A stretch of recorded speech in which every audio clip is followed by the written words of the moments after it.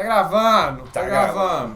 Tá Tem ninguém vendo, essa parte é bom, que é a parte que eu xingo todo mundo, mandando todos a merda. Não, ó, bem-vindos a mais um novo episódio do Filosofando. Hoje nós não falaremos de nenhum candidato em específico. Graças a Deus. Vou de baixo, porque o nosso candidato não Você foi... não vai falar nem do Bozo? Não, tô cagando pro Bozo, o Bozo que se foda. Hoje nós vamos falar de um tema muito mais importante para Com certeza. o futuro da nação. Não só da nação, do mundo, né, velho? A nação é o que, ô imbecil? Nós vamos falar de desigualdade. Desigualdade no Brasil, desigualdade no mundo. Ao som de facção.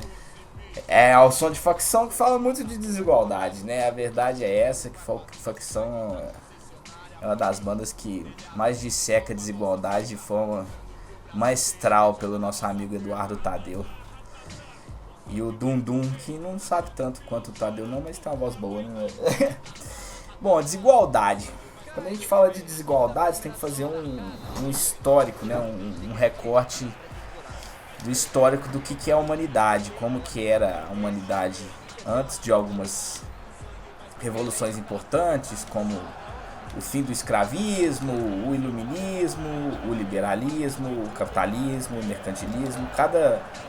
Cada um desses sistemas, né, combateram ou aumentaram a desigualdade em realidades locais. Isso é muito importante a gente ter sempre em mente, que a desigualdade ela é local, ela não é global. O mundo inteiro é desigual, mas quando você vai analisar a desigualdade, por exemplo, no mundo, você tem que entender que o país país igual ao Brasil tem uma desigualdade diferente de um país igual aos Estados Unidos, por exemplo. Isso é muito óbvio, né? Acho que ninguém precisa pensar duas vezes para... E os Estados Unidos, por exemplo, quando pega um recorte histórico, como é que começou a ascensão, digamos, da humanidade no combate à desigualdade? O capitalismo teve um papel muito importante nisso. Foi o sistema que mais gerou riquezas. Mas só gerar riquezas não é suficiente. E eu vou tentar, ao decorrer desse vídeo, tentar mostrar isso de alguma forma. Mas vamos lá, tendo premissa básica de que o capitalismo até hoje foi o sistema mais eficiente para gerar riquezas, ele tem, assim como qualquer outro sistema, algumas contradições e algumas falhas que tem que ser corrigidas de alguma forma. E eu já comecei, goleiro. Algumas sei lá, contradições e distorções que tem que ser corrigida de alguma forma. Essa forma, até hoje, na humanidade, foi sempre feita através do Estado, né? Aí se fala muito que o Estado ele atrapalha, ele impede o crescimento, né? Então vai ter uma vertente. De onde que veio isso, velho? Do quê? O Estado impede o crescimento. Isso aí é uma linha liberal que diz que todo imposto é roubo. Tipo assim, todo esforço que seja coletivo de forma imposta, né? E não voluntária, é um roubo. Então, assim, o Estado, ao te cobrar alguma coisa compulsoriamente, ele não pode afirmar que aquilo seria o melhor para você, entendeu? A premissa básica do liberalismo é esse. O Estado não sabe que é melhor para mim do que eu mesmo, fraga. Só que em alguns pontos sim, mas no contexto geral, a gente tem que entender, que a humanidade está num processo de evolução. E o liberalismo, o contexto que ele foi escrito, né, que se existiu na época lá do Adam Smith e etc. Olha, velho, deu bizil, hein? Não tá piscando, tá gravando. Ó, será que tá? Lagou. Interferência aqui, facção. A galera aqui já tá querendo que a gente cale a boca, que nós vamos falar umas verdades aqui hoje. Verdade dói, velho. Verdade dói, a galera poderosa aí não quer que todo mundo saiba a verdade. Todo mundo, nossos 20 visualizadores, mas enfim. Quando se fala de que o Estado atrapalhar, era numa época de uma monarquia e governos muito autoritários. Então, a busca pela liberdade, ela fazia muito mais sentido do que numa democracia igual a gente tem hoje, por exemplo. Então, assim, Eu não acredito que o Estado brasileiro hoje seja autoritário a ponto de você querer o fim dele, fraga. Com certeza. Eu acho que o Estado brasileiro precisa, assim, de reformas. E eu acredito que as reformas que o Estado brasileiro deveria sofrer são as reformas que iriam de encontro àquilo que a gente estava falando do sistema e das suas contradições. Por quê?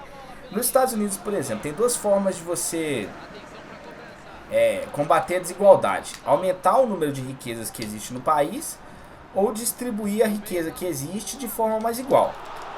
Eu acredito que não é nenhum nem outro, é os dois. Você tem que aumentar as riquezas e o aumento dessas riquezas eles têm que ser distribuídos não de forma igual, mas de uma forma em que a humanidade como um todo não tenha distorções que sejam abissais, tipo 1% da sociedade ter 90% da riqueza. Isso é uma desigualdade que não faz sentido no ponto de vista evolutivo, fraga. Alguém ter tanto e outra pessoa ter tão pouco. Isso no espectro geral da humanidade é muito ruim.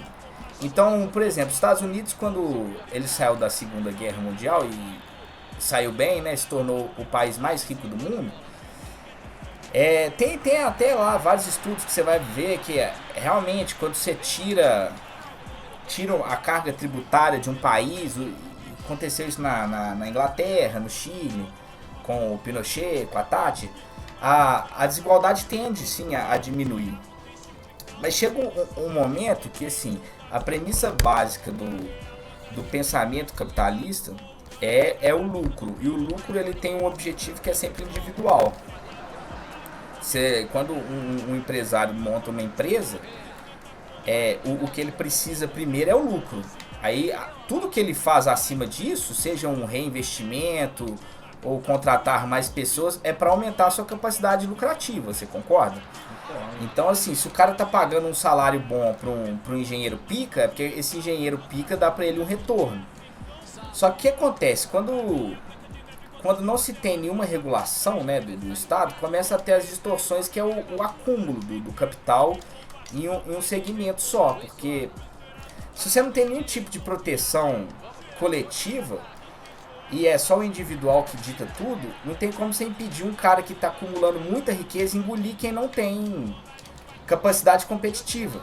Então, o que aconteceu nos Estados Unidos? Eles liberaram o mercado lá, né, tanto que começou essa nova linha de se imaginar a distribuição da economia política no mundo com o liberalismo. Mas os Estados Unidos produziu muita riqueza, mas não distribuiu a riqueza. Então os Estados Unidos é o país mais rico do mundo, mas tem uma das piores desigualdades, fraga. Então, assim, só produzir riqueza, igual o liberalismo muitas vezes fala assim, se a gente produzir mais riqueza, vai ter tanta riqueza que vai sobrar para todo mundo. Mas se você não tem um mecanismo de controle disso, você vai gerar muita riqueza na mão de alguns e pouco do resto das riquezas vai ser dividido pelo resto da população. Então você pega o país mais rico do mundo, por ser um dos mais desiguais, não é top 3 em indicadores sociais nenhum, fraga. O IDH dos Estados Unidos não é top 5, a liberdade não é top, entendeu? Tem vários indicadores de segurança. Aí você pega lá, os Estados Unidos é mais seguro que o Brasil. Porque ser mais seguro que o Brasil... mais um gol. Ser mais seguro que o Brasil é uma coisa meio fácil, né? A Síria é mais seguro que o Brasil, eles estão em guerra. Lá morre menos gente do que aqui, né? Tudo bem que aqui tem muito mais gente, etc. Mas é bizarro, né? Um país em guerra, por menor que ele seja, a gente ter mais homicídios brutos do que eles. Eu acho difícil. Os Estados Unidos é um país rico, ou seja, não é que falta dinheiro lá. A população é armada e lá tem uma taxa de criminalidade alta. Não é comparável ao Brasil, porque o Brasil é uma das maiores do mundo. Mas é alta para o país mais rico do mundo, fraga. Então, assim, o mecanismo deles de gerar riqueza não impediu que essa riqueza ficasse extremamente concentrada. Então não adianta você ter muita riqueza, mas na mão de muito poucos, fraga. Aí você pega... mais um. Sapatado, hein? Você pega alguns países que tem uma qualidade de vida maior, é porque existem mecanismos de impedir que imaginando que a Terra é um playground cheio de areia. Eu vi essa analogia do economista, achei ela muito boa. E a quantidade de areia são os recursos que existem na Terra. Então, para alguém brincar, ele tem que ter um montinho de areia. Se você começa a acumular todos os montinhos na mão de uns, começa a ter uns buracos no playground e outras pessoas não conseguem brincar, fraga. E a geração de riquezas, no caso, seria quantas areias a mais você coloca no parquinho. Então assim, não adianta você ficar gerando riqueza e colocando no montinho que já tem areia para um caralho e continuar tendo um monte de buraco, fraga, só tampando um pouquinho do buraco com o restinho que respinga. E esse tipo de mecanismo ele é sempre feito através do Estado, não tem como ser de outra forma. O cara que é ultra mega rico, ele não vai falar assim, ah não, peraí, eu já tô rico demais, eu vou parar aqui de ficar rico e meu filho quando nascer que se vire pra ganhar o dinheiro dele. Falou, né? Isso não vai existir, entendeu? Então, alguns países mais envolvidos, já existem, olha, vou lá, já existem mecanismos de captação de herança muito maior, fraga. Para evitar que esses montinhos que são muito grandes se perpetuem ad eterno. E a desigualdade é, na premissa básica, a maioria dos nossos problemas. Se você tem problema de segurança, saúde, educação, lazer, moradia, tudo isso parte da desigualdade, entendeu? Então, o nosso maior vilão não é a corrupção, não é a segurança, não é a educação, não é a saúde. É a desigualdade, porque a desigualdade é a força matriz que causa todo o resto, entendeu? Então, assim, você pega um país igual o Japão, que tem que não tem arma liberada, eu acho. Acho que o Japão não tem. O Japão é um país extremamente pacífico. Lá a taxa de crime não é tão alta, porque a desigualdade não é abismal, entendeu?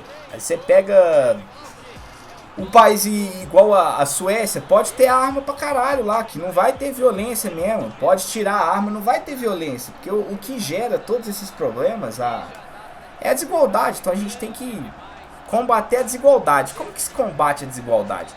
Tendo um Estado que não funcione pra tirar a renda do pobre, do trabalhador e entregar pro rico, que é igual que a gente tem hoje. Só que aí você não precisa também matar o Estado e fazer assim, pronto, o Estado agora não faz nada para parar de atrapalhar as pessoas. Você pode ter um Estado eficiente que ele, num esforço coletivo, ele consiga identificar quais as potencialidades do local, porque, lembrando, a desigualdade é local, ela não é global. A desigualdade do Brasil é diferente da desigualdade da África e a forma de resolver essa desigualdade no Brasil é diferente de como você vai resolver na África, diferente de como você vai resolver na Estônia. Você colocar uma agenda super liberal num país igual a Noruega é uma coisa, porque lá tem um desenvolvimento ao ponto das pessoas conseguirem, de forma individual, entender o que é melhor para o coletivo. Mas num país igual o Brasil, que é muito desigual, você precisa sim de um Estado não inchado e corrupto igual a gente tem hoje, mas um Estado eficiente, que ele tem que ter o tamanho necessário para o Brasil crescer o mais rápido possível, dentro do que seria o ideal de um governo, de um esforço coletivo ou individual. Qual que seria a capacidade máxima dentro das limitações que a gente teria para desenvolver. Então um Estado que eu considero bom seria o Estado que consiga ser esse catalisador do ponto de equilíbrio máximo, que é muito difícil de atingir. Por isso que existem várias ideologias. O liberalismo acha que esse equilíbrio é o Estado ficar com educação, segurança e saúde só. Tem uma outra ala que fala que é só segurança. Já tem uma outra ala da social-democracia, por exemplo, que acredita que o Estado tem sim fazer algumas afirmações sociais de forma mais interventiva na economia. Outros não, falam que tem que ser o laissez-faire que vai resolver. Enfim, a premissa básica que a gente deveria procurar hoje para resolver o problema do Brasil é o combate à desigualdade, ver quais agendas tem como premissa o combate à desigualdade, a ir atrás de quem tem muito dinheiro hoje, parar de isentar rico e ultra rico de não pagar imposto, porque hoje eles não pagam imposto. Se você for ver a porcentagem da renda deles que vai para imposto, que é uns 6%, o cara recebe o dobro disso o dobro disso nos juros que ele compra do tesouro, ou enfim, essas patifarias que existem no Brasil, que pode ser para um outro tema, a gente pode falar disso no outro falar vídeo. no próximo vídeo que já deu 15 minutos. 15 minutos, então é isso aí, combate a desigualdade, procurem pessoas que falem de combater a desigualdade, não de aumentar ela. Que falem de paz e não de armas. Eu acho que arma é para sociedades desenvolvidas e a gente não chegou lá ainda. Não, arma não é pra sociedade nenhuma. Mas partindo do pressuposto que a arma vai existir, não tem jeito de não existir. A indústria então. bélica deixou os Estados Unidos mais ricos pra fazer. Então assim, a arma, a partir do momento que ela foi criada, não vai descriar, isso não tem jeito, já foi criada. Então assim, que se espere um mínimo de dignidade social para você conseguir ter o direito de se defender igual a arma propõe a ser de verdade, né? Gente, mas enfim, obrigado. O recado like é esse. Aí, dá o like, compartilha. Beijos, me liga. Adiós.